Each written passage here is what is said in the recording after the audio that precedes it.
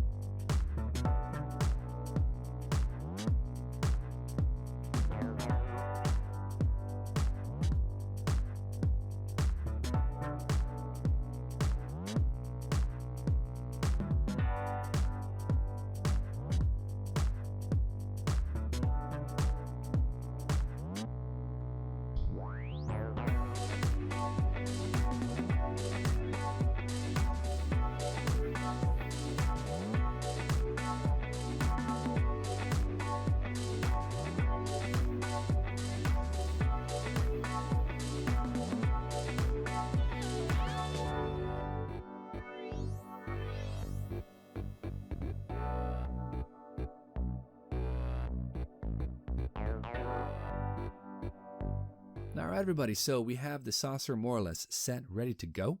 I moved on down here to the nacelle and the Bussard collector.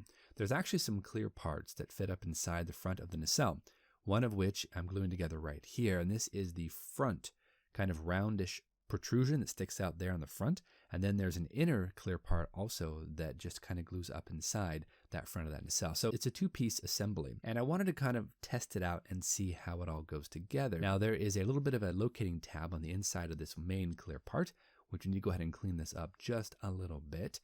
It also calls out to be painted a clear red color.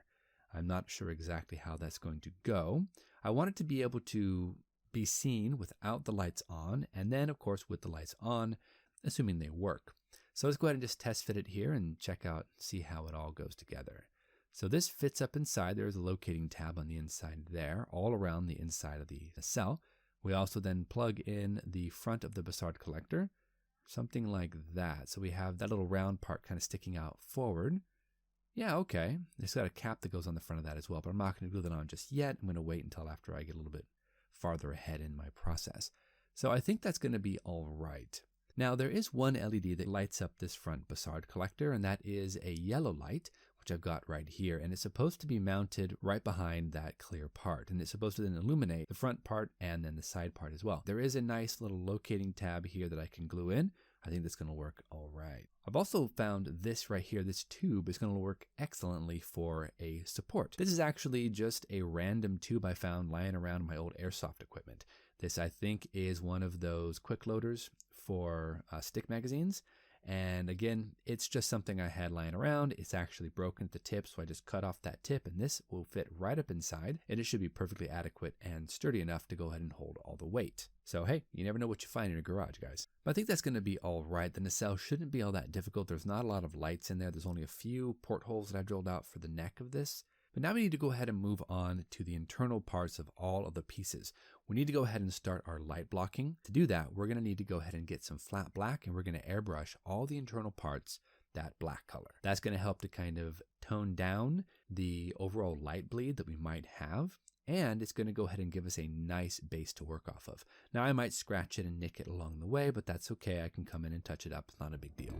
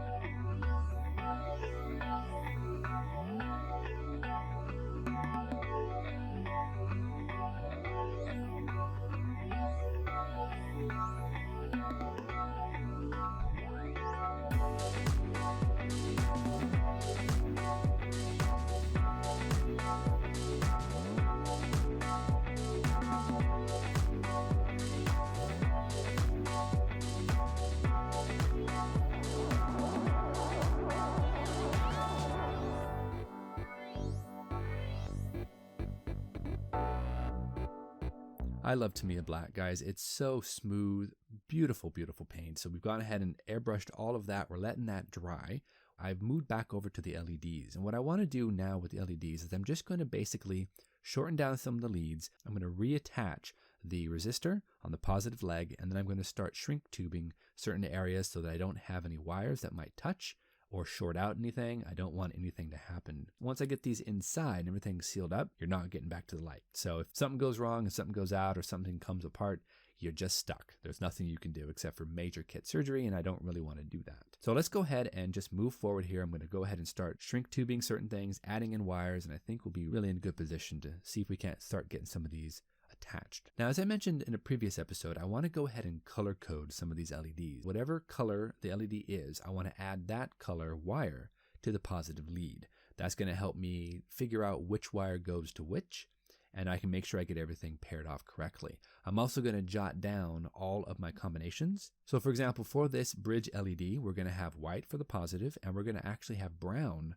for the negative. So I'm going to jot that down so that I know when I'm looking at a bunch of wires, which ones go to which set of lights. We also have to make sure to shrink tube all of the bare exposed wires. I don't want any wires touching and then shorting out my system. So I've got a little bit of heat shrink tubing here. A buddy from work just told me just to run my soldering iron over top of the shrink tubing, and it should work perfectly because I don't have a heat gun. He said that this should work well enough, and it seems to be doing the trick, so I'm happy. But we're also going to need to go ahead and figure out the routing of all these different wires. So let's go ahead and cue up a time lapse, guys. We're going to drill out some holes, and we're going to start preparing for the actual routing of the LEDs.